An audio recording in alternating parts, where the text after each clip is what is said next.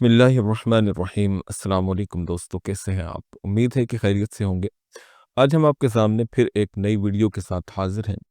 آج کی ہماری ویڈیو بڑی دلچسپ ہونے والی ہے، جس کے اندر ہم 5 جھوٹے مدعیان نبوت کے احوال آپ کے سامنے بیان کریں گے۔ چنانچہ ان میں سے پہلا آدمی احمد بن عبداللہ ملثم تھا۔ ابو العباس احمد بن عبداللہ بن ہاشم یہ رمضان المبارک 658 ہجری میں قاہرہ میں پیدا ہوا۔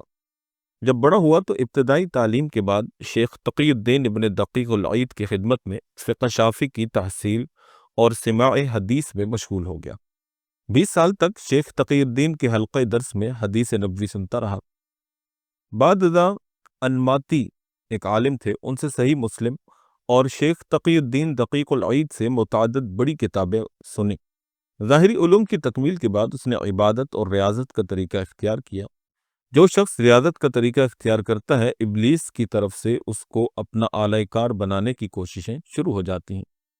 چنانچہ ابلیس کے لشکر مختلف نوری شکلوں میں رونما ہوتے اور اسے طرح طرح کے سباق دکھا کر اور اونچے مدارج کے حاصل کرنے کی خوشخبریاں سنا کر راہ حق سے پھیرنے کی کوشش کرتے۔ ایسی حالت میں اگر کسی مسیحا نفس مرشد کا عاطفت کا سایہ اس کو نہ ملے تو شیطان جو ہے وہ آدمی کا شکار آسانی سے کر لیتا ہے، ورنہ آدمی شیطان کے جال سے بچا رہتا ہے اگر کسی سمجھدار آدمی کی نگرانی اور اس کی ہدایات کے مطابق عمل کرنے والا ہو۔ بہرحال اگر عابد کسی ہادی طریقت کے برکت انفاذ سے محروم ہو تو ابلیس سے محفوظ رہتا ہے، اور دوسرا طریقہ ہے کتاب و سنت کے ساتھ جوڑا رہنا اور اس کو اچھے طریقے سے تھام کر رکھنا۔ لیکن مشکل یہ ہے کہ بہت سے عابد نوری شکلیں دیکھتے اور طرح طرح کی دل آویز صدائیں سنتے ہیں تو تمام قوائے عقلیہ کو کھو بیٹھتے ہیں، یعنی اپنی عقل سے کام نہیں لیتے اور کتاب و سنت اور مسلک سلف اور معیار حق کو بالکل چھوڑ کر اپنی بدبختی سے شیطان کے آگے ناچنے لگتے ہیں۔ جب احمد پر شیاطین نے حسب معتاد پنجہ آزمائی شروع کی تو عام لوگوں کی طرح اس کا مزاج بھی اعتدال سے ہٹ گیا۔ چنانچہ 699 میں بڑے لمبے چوڑے دعوے کر دیے۔ پہلے تو کہنے لگا کہ میں نے بارہا خداوند عالم کو خواب میں دیکھا ہے۔ یہ تو خیر کچھ بعید نہ تھا، کیونکہ اہل اللہ رب العالمین کو خواب میں بے کیف دیکھا کرتے ہیں۔ لیکن اس کے بعد اس نے یہ رٹ لگانے شروع کر دی کہ مجھے حالت بیداری میں 7 آسمانوں کی سیر کرائی گئی ہے۔ میں آسمانوں کو عبور کر کے سدرۃ المنتہا تک اور وہاں سے عرش معلیٰ تک پہنچا۔ اس وقت جبریل امین اور ملائکہ کا ایک جم غفیر میرے ساتھ تھا۔ اللہ تعالیٰ مجھ سے ہم کلام ہوا اور مجھے بتایا کہ تم مہدی موعود ہو۔ ملائکہ نے مجھے بڑی بشارتیں دیں اور خود سرور کائنات صلی اللہ علیہ وسلم مجھ سے ملاقات کرتے ہوئے آئے اور فرمایا کہ تم میرے فرزند ہو اور تم ہی مہدی موعود ہو۔ آپ نے مجھے حکم دیا کہ اپنی مہدویت کا اعلان کر دو اور لوگوں کو اللہ تعالیٰ کی طرف بلاؤ۔ جب احمد کے ان بلند اور بانگ دعووں کا شہرہ ہوا تو حاکم قاہرہ نے اس کو گرفتار کر کے زندان میں ڈال دیا، یعنی قید میں ڈال دیا۔ کہتے ہیں کہ ایک آدمی نے قید خانہ میں جا کر اس کا گلا گھونٹ دینے کا ارادہ کیا تو اس کا ہاتھ خشک ہو گیا۔ انہی ایام میں اس کے استاد قاضی القضات شیخ تقی الدین اس کے پاس قید خانے میں پہنچے اور دیکھا کہ اس نے پانی کا گھڑا اور کھانے کے برتن توڑ دیے ہیں اور لوگوں پر حملہ آور ہو رہا ہے۔ قاضی صاحب نے اس کو دیوانہ قرار دے کر رہا کرا دیا۔ جب شیخ نصیر منجی کو اس کا علم ہوا تو انہیں سخت ناگوار ہوا۔ انہوں نے بیبرس سے جو ان کا معتقد تھا اس کی شکایت کی اور اسے مشورہ دیا کہ جام زہر پلا کر اس کا کام تمام کر دیا جائے۔ کہتے ہیں کہ اس کے بعد اس کو کئی مرتبہ زہر دیا گیا مگر کچھ بھی اثر نہ ہوا۔ اس کے بعد اس کو پاگل خانہ میں بھیج دیا گیا، وہاں بھی شراب میں ملا کر اس کو زہر دیا گیا لیکن پھر بھی کچھ اثر نہ ہوا، اور جب وہی شراب ایک واجب القتل قیدی کو پلائی گئی تو وہ فوراً ہلاک ہو گیا۔ لیکن مقام مسرت ہے کہ کچھ زمانہ کے بعد اللہ تعالیٰ نے اسے توبہ کی توفیق عطا فرمائی اور اس نے اعلان کر دیا کہ میں وہ مہدی نہیں ہوں جس کے ظہور کی خبر حضور صلی اللہ علیہ وسلم نے دے رکھی تھی، بلکہ میں صرف مہدی بمعنی ہدایت یافتہ ہوں۔ آخر 740 میں مر گیا۔ اس وقت اس کی عمر 80 سال سے کچھ اوپر تھی۔ اس کے بعد ہم ذکر کریں گے دوسرے کذاب کا، جس کا نام عبداللہ راعی تھا۔ اصل میں اس کا نام تو کسی کو معلوم نہیں، علماء نے اس کا نام عبداللہ محض خیالی طور پر کیا ہے۔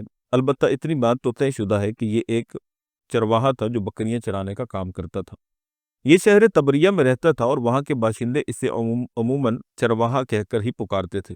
اس کا دعویٰ تھا کہ میں وہی شخص ہوں کہ موسیٰ علیہ السلام کو جس کے ظہور کی بشارت دی گئی۔ علامہ عبد الرحمن ابن ابو بکر دمشقی علامہ جابری نے لکھا ہے کہ اس کے پاس ایک لاٹھی تھی جس سے خوارق عادات ظہور میں آتے تھے اور لوگوں کو بالکل حیران اور پریشان کر دیتا تھا۔ اس لاٹھی میں متعدد ایجادی تصرفات تھے۔ جب اس کو گرمی کے وقت زمین میں گاڑتا تو فوراً ایک درخت بن جاتا جس میں آنن فانن شاخیں اور پتے نمودار ہوتے اور یہ اپنی بکریوں سمیت اس کے سائے میں بیٹھ جاتا۔ اس کا ایک خاصہ یہ تھا کہ درندوں اور جنگلی جانوروں کو اس سے ایک شعلہ نکلتا دکھائی دیتا، جس کی وجہ سے یہ راعی وحوش اور درندوں کو جدھر چاہتا بکریوں کی طرح ہانک کر لے جاتا، اور شیر، چیتا وغیرہ کسی درندہ کی مجال نہ تھی کہ اس کے حکم سے سرتابی کرتے۔ عصائے موسیٰ علیہ السلام کی طرح اس لاٹھی میں یہ خاصیت بھی تھی کہ جب اس کو زمین پر ڈالتا تو یہ ایک بڑا اژدہا بن کر اس کے سامنے دوڑنے لگتا۔ علامہ جابری لکھتے ہیں کہ اس کے کوئی شخص اس کی لاٹھی کا راز معلوم نہیں کر سکا۔ یہ ساری تفصیل کتاب المختار و کشف الاسرار کے اندر منقول ہے۔ بہرحال یہ تاریخ کا ایک پراسرار شخص تھا جس کے متعلق کوئی زیادہ معلومات فراہم نہیں ہو سکیں۔ اسی طرح تیسرے نمبر پر عبد العزیز طرابلسی نام کا ایک آدمی تھا جس نے نبوت کا دعویٰ کیا۔ ابن عماد نے لکھا ہے کہ عبد العزیز ایک پہاڑی شخص تھا جس نے 717 ہجری میں مہدویت کا دعویٰ کیا۔ بہت سے جاہل خصوصاً نصیری فرقے کے پیروکاروں نے اس کی متابعت اختیار کر لی، یہاں تک کہ اس کی جمعیت 3000 تک پہنچ گئی۔ کبھی یہ کہتا تھا کہ میں محمد مصطفیٰ ہوں، کبھی کہتا کہ میں حضرت علی مرتضیٰ ہوں، کبھی مہدی منتظر بن بیٹھتا۔ اس شخص کا دعویٰ تھا کہ نصیریہ کے سوا دنیا بھر کے ادیان باطل ہیں۔ اس کے پیروکار نعرہ تکبیر کی جگہ آواز بلند کیا کرتے تھے، لا الہ الا علی، لا حجاب الا محمد، لا باب الا سلمان۔ علی کے سوا کوئی معبود نہیں، محمد کے سوا کوئی حجاب نہیں، اور سلمان فارسی کے سوا کوئی دروازہ نہیں۔ یہ شخص شیخین یعنی حضرت ابوبکر و عمر رضی اللہ تعالیٰ عنہما کو گالیاں دیا کرتا تھا۔ اس نے مسلمانوں کی بے شمار مسجدیں مسمار کر دی۔ اس کے پیرو مسلمانوں کو پکڑ پکڑ کر اس کے پاس لاتے تھے اور کہتے تھے کہ اپنے معبود کو سجدہ کرو۔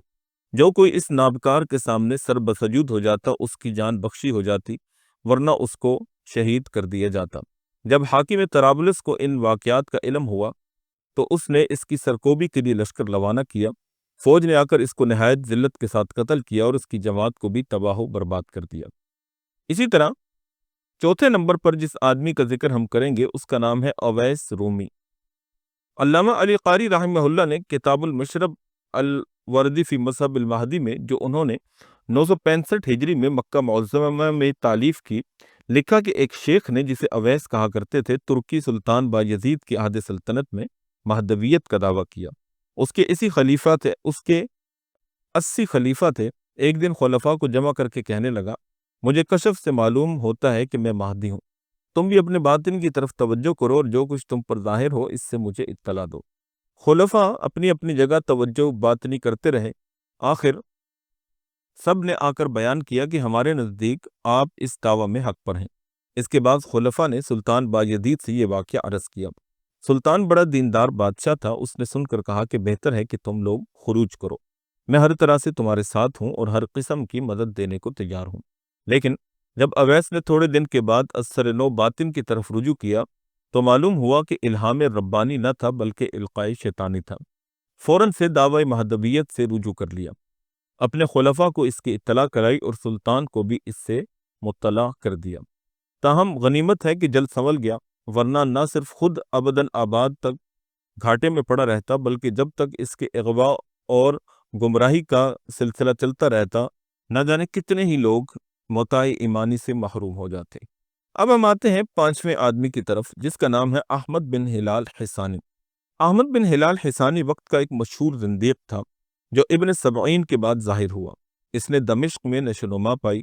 8ویں صدی کے اختتام پر حلب، شام کا ایک شہر ہے، وہاں پر پہنچا اور قاضی شرف الدین انصاری سے کتابیں پڑھیں۔ یہاں سے قاہرہ جا کر کچھ مدت تک وہاں پر رکا رہا۔ قاہرہ سے حلب واپس آیا اور مجتہد مطلق ہونے کا دعویٰ کر دیا اور ساتھ ہی ائمہ کبار کی شان میں دریدہ دہانی اور گستاخی کرنے لگا۔ یہ شخص کہتا تھا کہ میں براہ راست خدائے برتر سے علوم حاصل کرتا ہوں اور میں ہی دائرہ کائنات کا نقطہ ہوں، اور اس سے بہت سے کفریات صریحہ نقل کیے گئے ہیں۔ کہتا ہے کہ مجھے حالت بیداری میں آسمانوں کی سیر کرائی جاتی ہے۔ اس کا یہ بھی دعویٰ تھا کہ تمام انبیاء سے حالت بیداری میں میرا اجتماع ہوتا ہے، اور بیداری ہی میں ملائکہ سے میں ہم کلام ہوتا ہوں، اور کہا کرتا تھا کہ موسیٰ علیہ السلام کو مقام تکلیم اور محمد صلی اللہ علیہ وسلم کو مقام تکمیل عطا کیے گئے ہیں، لیکن مجھے یہ دونوں مقام دیے گئے ہیں۔ اسی طرح نہ تو نماز کا پابند تھا، نہ اسے جماعت کی پرواہ ہوتی تھی۔ بہت لوگوں نے اس کی پیروی اختیار کی۔ اس فتنہ نے نہایت ہی خوفناک صورت اختیار کر لی۔ آخر 9 شوال 723 ہجری کو یہ موت کے منہ میں چلا گیا، اور مخلوق خدا اس کے فتنے سے امن میں آئی۔ چنانچہ یہ ساری تفصیل لسان المیزان کے اندر علامہ ابن حجر عسقلانی رحمہ اللہ نے نقل کی ہے۔ تو ناظرین گرامی، آپ کو ہماری ویڈیو کیسی لگی؟ کمنٹ سیکشن میں ضرور اپنی رائے کا اظہار کیجیے گا، اور یہ جن جھوٹے مدعیان نبوت کے واقعات ہم آپ کو سناتے ہیں، آپ نے پہلے کبھی ان کے بارے میں سنا ہے، آپ ان کے بارے میں جانتے ہیں، یا آپ نے ہماری ویڈیوز کے ذریعے سے ان کے بارے میں معلومات حاصل کی؟ اس کے بارے میں بھی ضرور بتائیے گا۔ اور مزید ایسی ویڈیوز کے لیے ہمارے ساتھ جڑے رہیے گا، اور اس کے لیے آپ کو کرنا یہ ہے کہ ہمارے چینل کو سبسکرائب کر لیجئے، ساتھ میں موجود گھنٹی کے آئیکن کو پریس کر لیجئے، تاکہ ہماری نئی آنے والی ویڈیوز کے نوٹیفیکیشنز آپ تک بروقت پہنچتے رہیں اور آپ کے علم میں اضافے کا سبب بنتے رہیں۔ اپنا بہت سا خیال رکھیے گا۔ اللہ حافظ۔